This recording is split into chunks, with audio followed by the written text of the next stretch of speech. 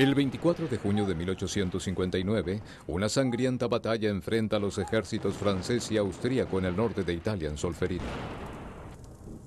La jornada acaba con cerca de 40.000 soldados muertos o agonizantes, sin nadie que les atienda.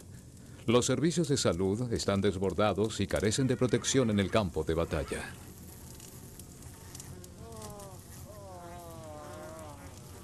Henri Dunant, hombre de negocios suizo que se encuentra de paso en la región, llega a Solferino unas horas después de la batalla. Está horrorizado por lo que ve. Es espantoso. No se puede hacer nada, amigo mío. Es la guerra.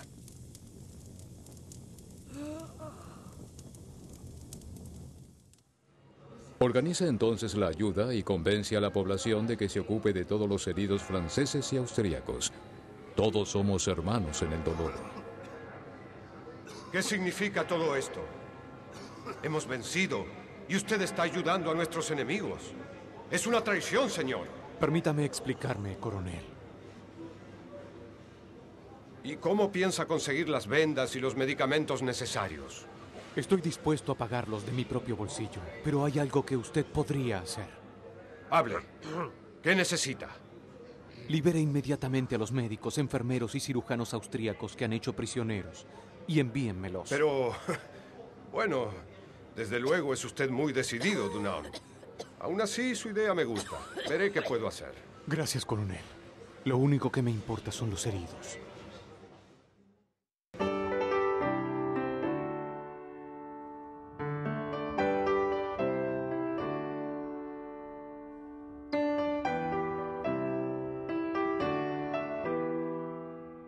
De regreso a Ginebra, su ciudad natal, Dunant publica en 1862 Recuerdo de Solferino.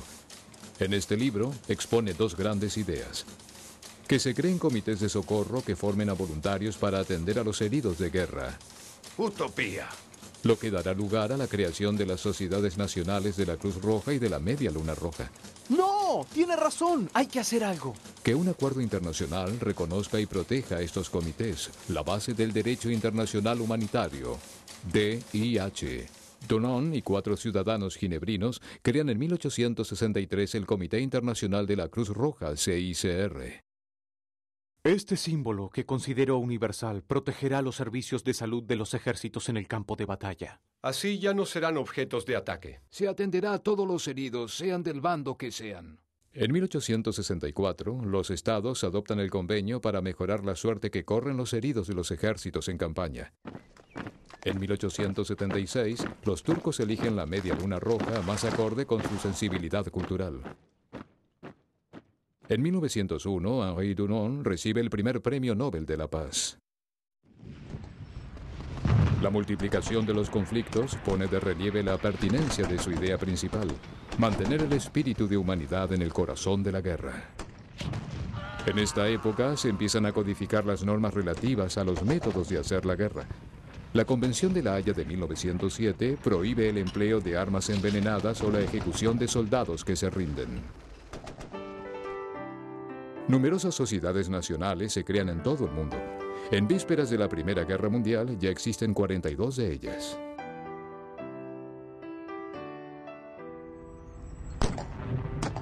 Durante ese conflicto, la industria moderna produce tal cantidad de armas que las víctimas militares y civiles se cuentan por millones. Se utilizan masivamente gases tóxicos. Algunos voluntarios trabajan en el frente. Otros confeccionan paquetes con ropa, comida, tabaco, gafas, medicamentos. El CICR hace llegar millones de cartas y paquetes con ayuda a los prisioneros, a pesar de los bloqueos y las líneas del frente. El conflicto termina en 1918 para dar paso a una verdadera catástrofe sanitaria: la gripe española, que se cobrará más vidas que la guerra en 4 años.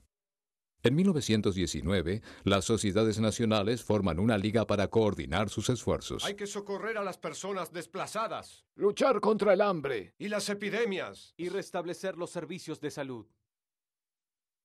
El movimiento es cada vez más universal. Estallan nuevos conflictos en España, Etiopía y China. La población civil es objeto de ataques sistemáticos. Causan tantos muertos que anuncian el horror de la Segunda Guerra Mundial.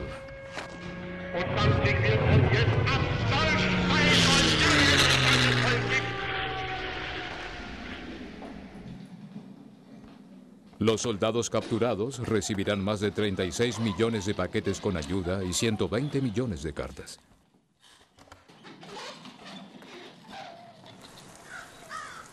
Los delegados del CICR entran en los campos de prisioneros de guerra para asegurarse de que se les trata conforme a las normas del Convenio Internacional de 1929. Pero nadie se opone durante ese conflicto a la matanza deliberada de millones de personas, particularmente de judíos. El mundo alcanza un nivel de barbarie sin precedentes.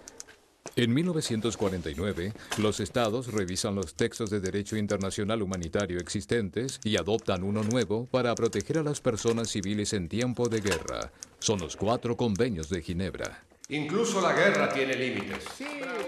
El DIH se apoya en 2 pilares. Las personas que no combaten deben gozar de protección.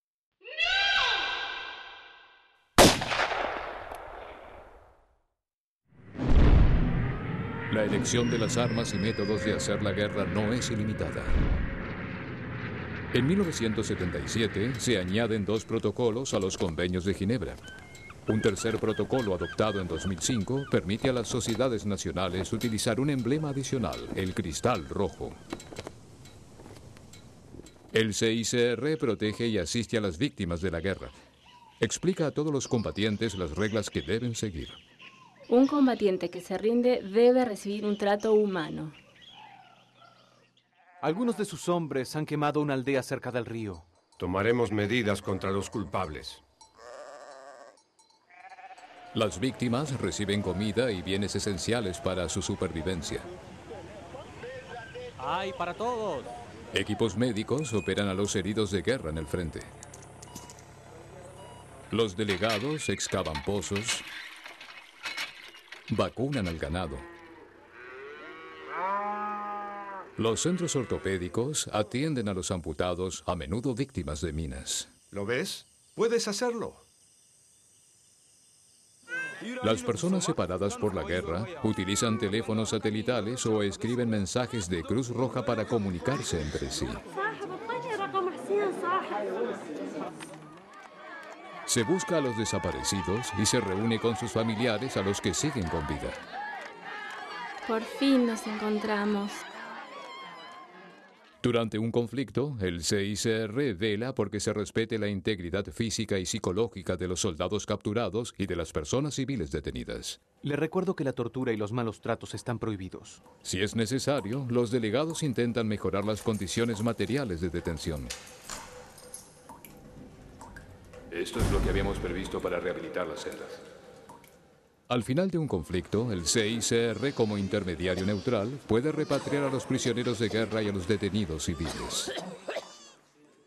Para el CICR, los voluntarios de las sociedades nacionales desempeñan un importantísimo papel porque conocen bien el terreno. Cuando recrudece la violencia, a veces son los únicos que pueden llegar hasta las víctimas. Pero no es solo la guerra. Las catástrofes naturales afectan también cada año a millones de personas, como los terremotos. El cambio climático agrava las consecuencias de las sequías, los huracanes y las inundaciones. Muchos desconocen las normas elementales de higiene, no tienen suficiente acceso al agua y carecen de centros de salud adecuados. La Federación Internacional de Sociedades de la Cruz Roja y de la Media Luna Roja, heredera de la Liga fundada en 1919, coordina la labor de las sociedades nacionales, las ayuda a prepararse y a hacer frente a epidemias y a las catástrofes naturales y tecnológicas. La pandemia de SIDA se extiende por todo el mundo, destruyendo comunidades enteras.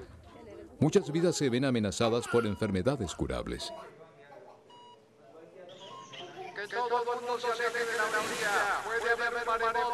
Las sociedades nacionales trabajan con empeño para la formación en primeros auxilios. En momentos de urgencia, una simple acción puede salvar vidas. El movimiento internacional de la Cruz Roja y de la Media Luna Roja se basa en principios que le garantizan la confianza y el respeto de todos. La neutralidad es un principio importante. Como se niega a tomar partido, sus miembros deberían tener acceso a todas las personas desamparadas.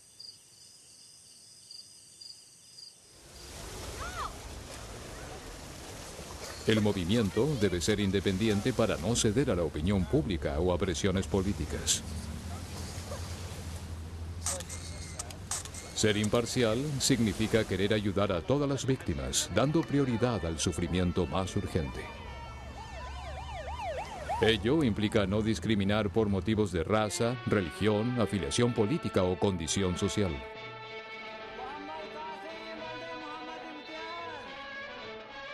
Para acceder a todas las víctimas, solo una sociedad nacional puede operar en el territorio de un mismo país. Además, al estar abierta a todos, evitará caer en la tentación de ayudar solo a un grupo. Millones de voluntarios, en su mayoría jóvenes, constituyen el mayor movimiento humanitario del mundo.